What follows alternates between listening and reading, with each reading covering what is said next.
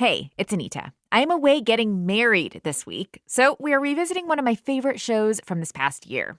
It's about intimate photography and how working with the right artist who sets the right vibe can help you reframe how you look at yourself. I hope y'all enjoy listening back to this conversation as much as I did. I'm Fonzo. And I'm Eliza. And we're the co-host of Grown, a podcast from the Moth that shows we're never fully grown. Growing up feels like a phase that should end at some point, but does it ever really? Whether you're 16 or 26 or 86, you're gonna have to deal with family drama, your body, and the type of person you want to be. So why not put it all out in the open and go through it together? Join us every other week to deal with cringe, culture, and the courageous efforts of people like you to get grown. Start listening today. Follow Grown on Apple Podcasts, Spotify, or wherever you're listening right now. Taking a moment to make it a moment. That's how one of my closest friends described the process of getting me gussied up recently for a big event and taking a series of portraits of me as part of that process. She's the one in our friend group who always has her camera handy to capture big and small moments, but most especially to find ways to help us see our own beauty. She gifted one friend an intimate nude shoot in the woods for her birthday, and another a gorgeous, sensual prenatal shoot, stylized with a flower throne and all. I have been the subject of her lens more times than I can count, and every time she sends the photos back to me, I get the opportunity to see myself through an eye that's searching for what's striking, whether that be unbridled joy or palpable confidence. While my own eyes have been socialized to search for imperfections, these artful photos taken as an act of love show me back to myself as beautiful. This is Embodied. I'm Anita Rao. What makes a particular photograph intimate or a certain image erotic is in many ways in the eye of the beholder. But photographers who shoot intimate portraits of themselves and others are constantly re-examining and redefining intimacy and beauty for themselves, their subjects, and the viewers. For me, intimacy is really defined by things that involve the heart, things that open the heart, things that help us reach towards ourselves and towards others in ways that are not necessarily, every day. It's something a step beyond what people imagine to be just a regular photograph. Meet Shug McDaniel, a queer, fat photographer and artist based in Florida. Shug has used photography to document the world around them since they were a teenager. But their foray into intimate photography happened later in their career, when a photo shoot took an unexpected turn. I was photographing a friend and they just disrobed. We were in a forest and they said, okay, I want some nude photos now. And I was very taken aback. I'd never done it before.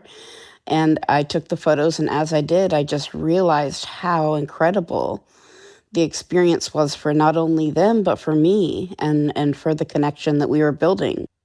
So much of what takes place during a photo shoot is about building that connection between the photographer and subject, and between the subject and their own body. And then there's the allure that draws the viewer into the scene. For artist and community organizer Laquan Dawson, this allure of the human body was what sparked his interest in photography in the first place. Growing up, just observing people on TV or in music or entertainment or whatever media I was digesting, one of the strongest things for me was like, wow, this is so sexy. And so from an early age, I kind of always just wanted to grow up and be sexy and be able and be allowed to be sexy. So that pretty much was a goal early on. Kind of just seeing how people just seem so confident, I guess, in like even just the anime shows or the cartoons I would watch, or like even watching the Power Rangers, like what small, like not even so overtly sexy confidence kind of alluring appeal folks were having, and remembering those things as I got older, like this is what I was drawn to, and this is kind of something that I would like to embody as I'm growing into myself. Once you picked up your camera, how did you begin to see what is sexy and erotic differently? I guess growing up as a quote unquote straight boy, as a man, I wanted like a big chest and big arms and a six pack and that whole thing. But I've always been very kind of a lot more petite than that.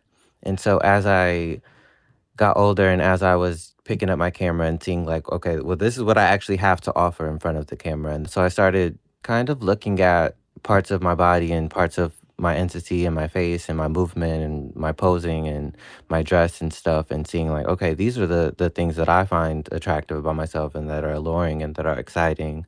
And so I'm like, okay, so there's a waist, there's like a look in the eye, there's like a certain arch in the back. My butt is getting like a little heavier. And so those are the things that I had to work with as opposed to the things I didn't have. Looking at photos of yourself is just so different from seeing your reflection in the mirror. This was never more salient to me than when I first tried to switch from glasses to contacts in the 10th grade. I remember seeing a photo of my naked face for the first time and realizing that there is one side of my nose that has a much more hooked like shape than the other side. I was not into it. And from then on, would often try to stand on the left side of whomever I was taking a photo with so as to show off the side of my nose I much preferred. These ways that we start to hide and minimize parts of ourselves in front of a camera become so ingrained that it's hard to undo them. That knowledge has informed a lot of Shug's approach to their intimate photography. Shug always shoots outside because nature doesn't judge. They also coach their models to touch and interact with the parts of their body that they've long been socialized to hide, especially their bellies. A lot of times people come to me because of the photography they've seen me post, which is a lot of fat nude photography for the past 7 or 8 years. And when they come to me, they're very nervous. A lot of people have never had a nude photo shoot, have never had photo shoots at all. And they're coming to me looking for help with that. They want to feel free. I feel like they want to feel beautiful. They want to understand how to love themselves in this kind of context, in a way where they can look at their body and look at their movements and feel rich with joy. And so a lot of times, the beginning of our photo shoots is all just chatting, getting to know each other, asking questions about people's comfortability levels, just kind of mapping out what the shoot will look like. And oftentimes that means starting with all clothes, completely fully clothed. A lot of times people feel more comfortable in fully clothed, and Yeah. then we slowly move to less and less clothes to their comfortability level, of course. But I'll just make a suggestion. I'll be like, okay, we have a little bit of time left. If anyone feels like doing a couple nude shots, now's the time. And most often than not, people will want to, because it's very powerful to be witnessed in your fully nude body, I think. I'll be like, oh, I love your stretch marks right here. I love the way they're sweeping across your belly. It's really surprising to people to hear that. And it often like sets people at ease because they know what I'm looking at is something I'm looking at as art. I'm not looking at a body as something that needs to, be changed. I'm looking at what you have right now and how incredible it is as an art piece.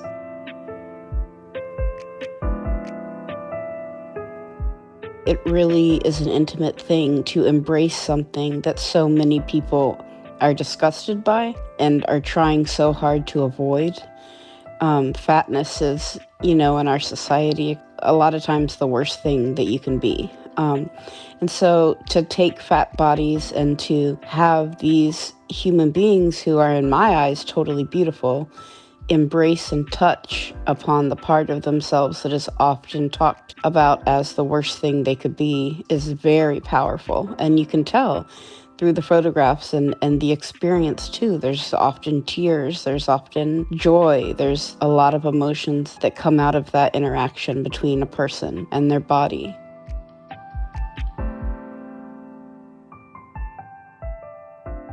Much of Laquan and Shug's work as photographers involves capturing moments of intimacy experienced by their subjects. But along the way, both have also found empowerment through turning the camera onto themselves. Shug is newer to self-portraiture, while Laquan has been taking his own portrait since he was a kid. As an adult, He finds himself returning to it mostly during periods of transition. It really is kind of me sitting down and having a moment with myself, similarly to how someone would write in a journal. Mm. Kind of what comes out of their pen is kind of what comes out of their pen in that writing session, and that's how I end up feeling. And what I learn comes later when I'm, I guess, rereading or when I'm going over the footage. I'm like, and even it happens weeks or months later where I'm like, so that's kind of very, very reflective of where I was in that moment on that day or in that era of my life. Sometimes some of my work is a bit darker, while still being erotic. It is a little bit emotional or seemingly, kind of sad, or sometimes it'll be very, very colorful in a moment, or kind of expressing emotion just similarly to like a journal. So it's different every time what I get back from it, as far as my gender expression goes, as far as like my mood goes, as far as what I'm trying to communicate to myself, or as far as like what kind of issues I'm kind of having within.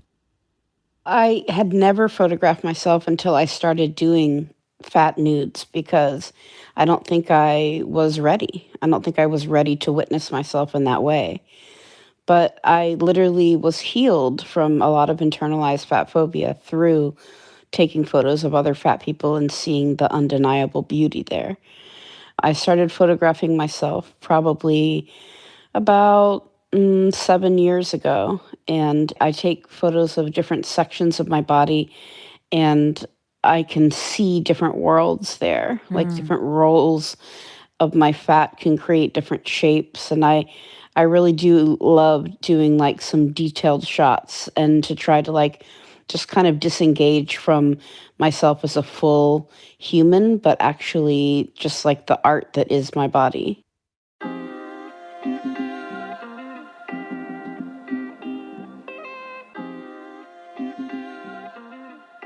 Hi, my name is Courtney. I'm from Raleigh and I have done a boudoir photo shoot. I actually did it this summer with Samantha Everett Photography, her first Free the Fupa party. So it was a group photo shoot with several thick, curvy, fat women like myself together. They were all happened to be women of color this time. And it's the first time I've ever done anything like this. The look on my face in the last shot that she took says it all. There's just this beautiful sense of just peace on my face.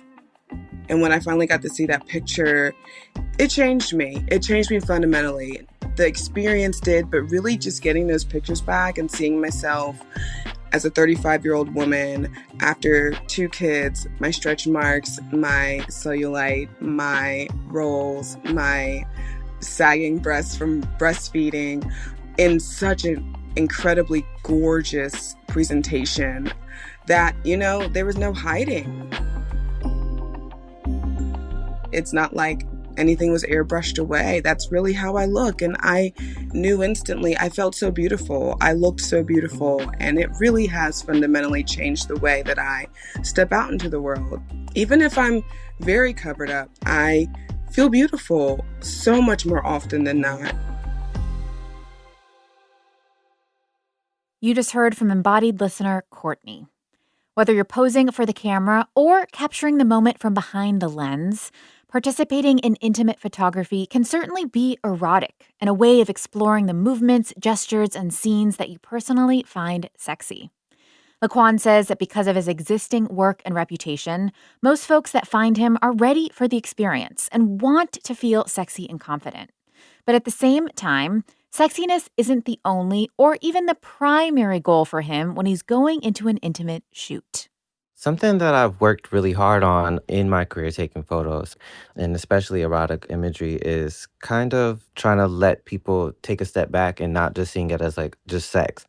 Because a lot of the times with client shoots, with editorial shoots, and with self shoots, is I'm not taking the photo to feel sexy or to give a sexy image per se. I am trying to express myself, and a lot of times that expression is disappointment or sadness or loneliness, and I'm trying to say that I feel lonely, and like, yes, I'm cuddled in this corner naked or with a hat on, but I'm not trying to elicit, like someone to masturbate to the image or something like that. I'm kind of trying to go somewhere a lot deeper than that. And I think what I've been pleasantly surprised at is the reception these days is that of understanding that and not just seeing this as like something that is just sexy, but there's receiving it as art and as storytelling. So that's been kind of exciting that that intention has been received. You have mentioned a number of times that you are photographing folks in your community, and you really take pride in creating art with other Black queer folks. What role do you see intimate portraiture in particular as having in telling the story of the community that you're a part of? Yeah, well, definitely sex is such a big part of the community in so many different ways, and sexiness and in the erotic in general, even just as far as it goes for our reputation, because people think that is such a big thing. So I think it is important to celebrate it because it is a part of it, and not in just a small minded way that some folks kind of stereotype us as as far as being like sexual deviants, but there is such a excitement and such a thing to be proud of about not being ashamed of being sexy or being erotic or having erotic stories or experiences or having sex. And it has been fun to be able to play with that and kind of take that back in a very intentional, very exciting, very fluid, very fun way that is separate just from as simple as some folks might think it might be. Intimate photography makes space for folks to define what sex, eroticism, and intimacy mean to them. But on social media, the rules tend to be a bit more cut and dried. Instagram, for example, is a platform a lot of photographers use to showcase their work to potential clients. But its rules make things tricky for intimate photographers. Instagram explicitly bans female nipples, sexual acts, genitals, and close ups of nude butts. As much as Instagram is helpful in booking jobs and for visibility and things like that, I've had to step away from Instagram as like my sole outlet of expression or of sharing my work. What is the most important is being able to create different platforms and be able to create different spaces, even if that is just for a day, like at an event or a gallery show or in a book that, that we have 300 copies of and it sells out and then it just like gets to exist there forever. Those kind of things are really important to me to be able to build things that are actually for us and by us so that that restriction and that filtering and that lack of safety is kind of diminished in those spaces because I get to make the rules or we get to make the rules and it's inherently safe because of that. Finding spaces where it's possible to create your own rules is also important to Shug. The part of Florida where they live and work doesn't often celebrate the lived experiences of queer fat folks. There's a lot of hostility here.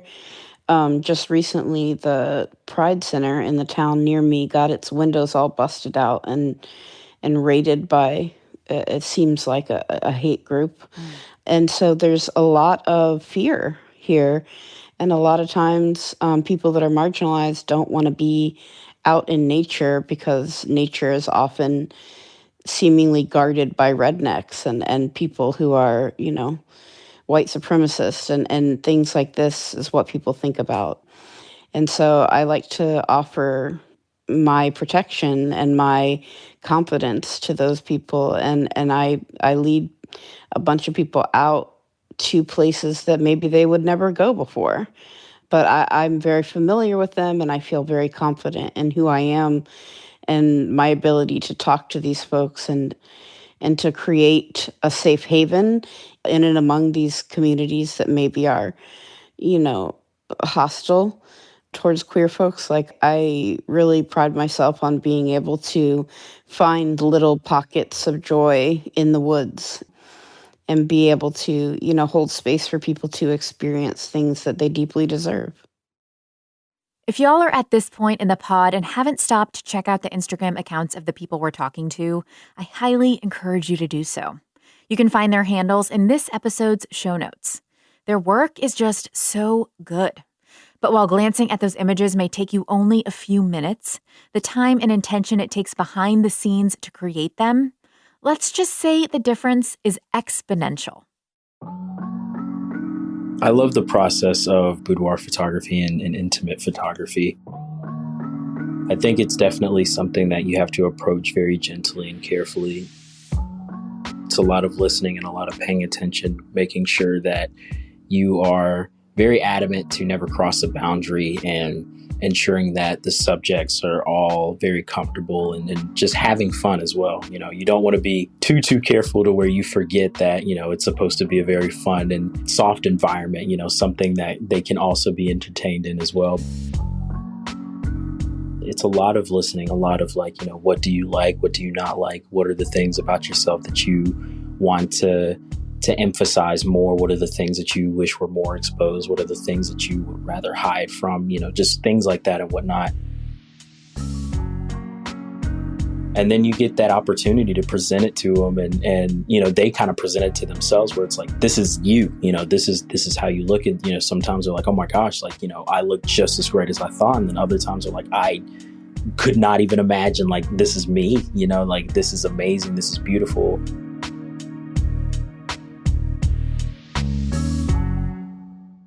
That was photographer Datavius Neblack. Getting to that point of vulnerability on camera takes effort from both the photographer and the model. Trista Marie McGovern has experience as both. I am sometimes confrontational. So I was like, I'm just going to really just put it in your face. And that's why my ass is global. Trista is a Minnesota-based writer, photographer, speaker, and model. As a disabled model herself, Trista is invested in making disabled bodies more visible in the world of intimate photography. One of their projects, a book called Where Shame Dies, combines photography and writing with the goal of showcasing and validating disabled folks' sexuality. I wanted it to be beautiful, but also like suggestive without it being too much. It was more about the idea of an able-bodied person looking like there's sexual relationship with someone who is visibly disabled. And it paired that with the writing so that people could like get the full message, even though the message was the tip of the iceberg. But I didn't expect it to be so received. It kind of blew up, and over time I ended up doing 3 essays, different photo shoots, and then I have other photo shoots related to disability and sexuality just by being a sexual disabled person or modeling with other people in similar ways that are separate from my writing too. You mentioned the co-modeling, Yeah. and that is a big part of your work, kind of you in relationship to someone else. And one of the things that really sticks out to me looking through your photos is there's often this focus on embrace and, how people are holding each other and where they're holding each other. I'm curious if you can talk a bit about that. And as a model, what you're going for in those photos and what that experience feels like. Yeah, I guess it depends on which photo shoot it is because sometimes there's a different purpose behind it. Like for each of my essays, the first one was just introducing the idea in a visual way and with a whole essay that disabled people are sexual. And then another one is like they're also queer and kinky sometimes. It just helps kind of shift narratives to continue to expose people to intimacy with disabled people. So there are endless ways that we could be doing intimate modeling together, and I've just tried different things each time.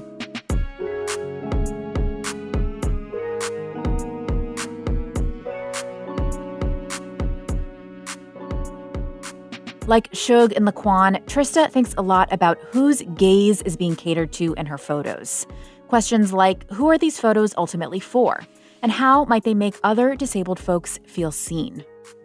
I'm thinking about everybody to kind of challenge able-bodied people's view of disabled people and sexuality, because it kind of needs to be shoved in their face, even though it's like a very simple concept that humans are also human and have human experiences. And then it's just a benefit that other disabled people felt seen. I knew it would be shocking for some people because it's just not talked about or there are so many assumptions, and that was the initial goal. But now it's more giving that exposure so that it becomes more normalized, and that can be anybody's gaze.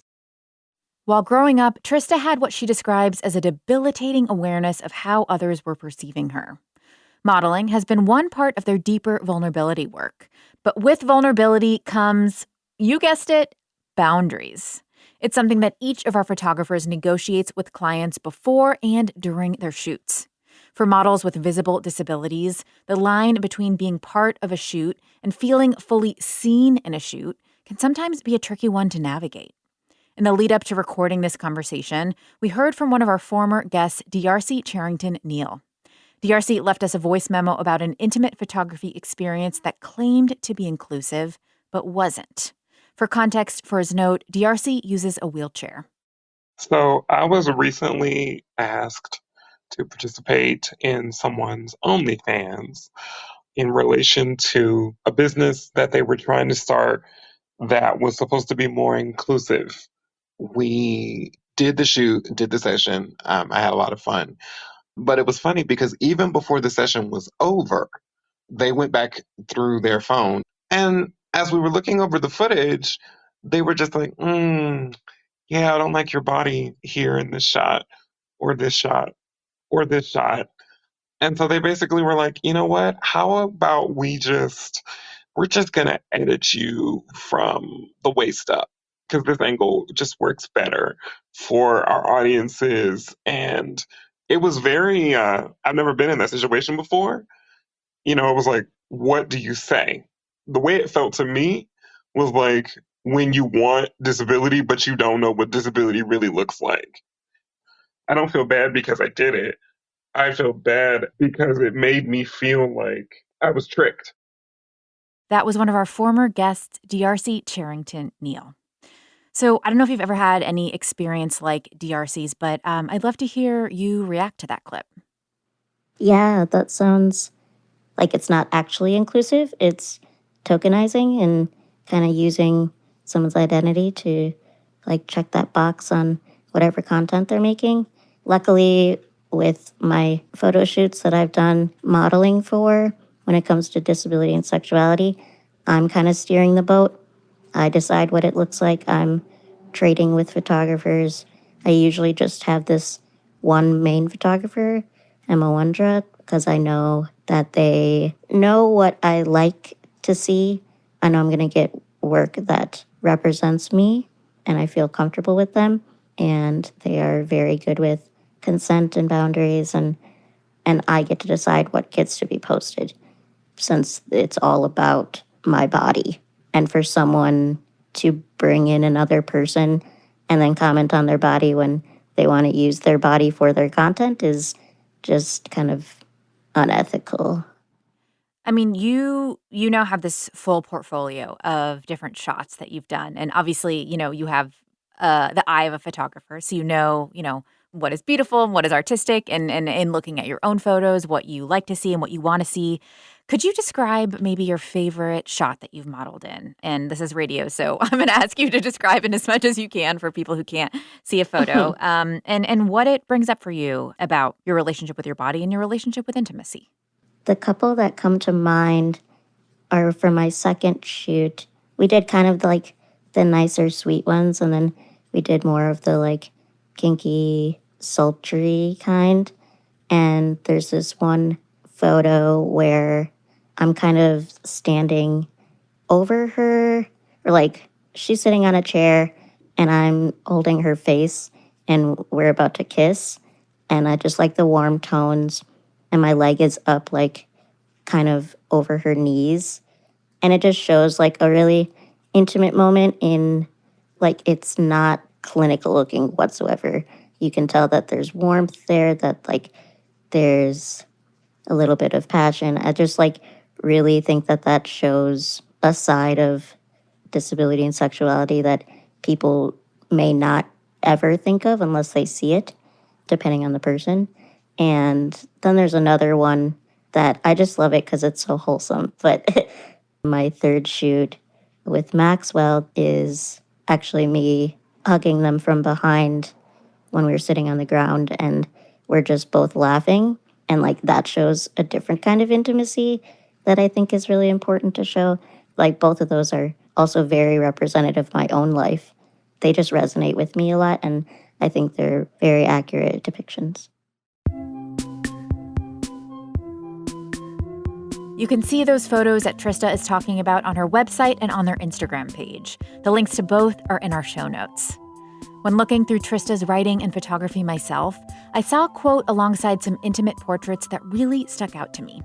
Trista writes, "I've seen both persons with disabilities and or visible differences as either objects to examine or as tokens for inspiration, but never just as humans within the umbrella of sexuality." This tension is one Trista's even been examining in her own work, and it drives some of her thinking about her future with intimate photography. I think I'm going to continue doing some photo shoots every now and then to give more exposure still. But right now I'm in a part of my life that I feel like I've done a lot of things for other people, and I'm trying to evaluate at what point am I tokenizing myself. And I think I'm going to continue unpacking what ableism looks like in my personal life and as a whole, and continue conversations. And that might look like workshops, or that might look like different types of writing and different types of photo shoots. But usually it kind of unfolds itself, like I said, depending on what my next discomfort is that I want to tackle.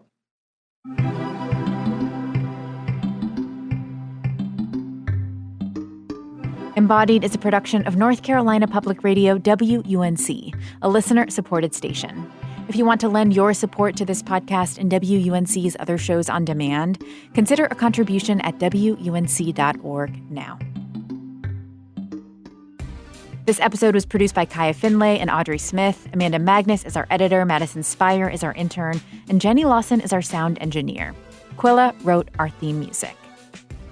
If you enjoyed this show, share about it on social media and tag us. It really helps new folks find our show, and it means so much. I feel like you're kind of like a global sensation. There's like German magazines and all of this stuff. Yeah, like, wow. My ass is global. I mean, that's like an Instagram bio if I've ever heard one. That's amazing. That's amazing. Until next time, I'm Anita Rao, taking on the taboo with you.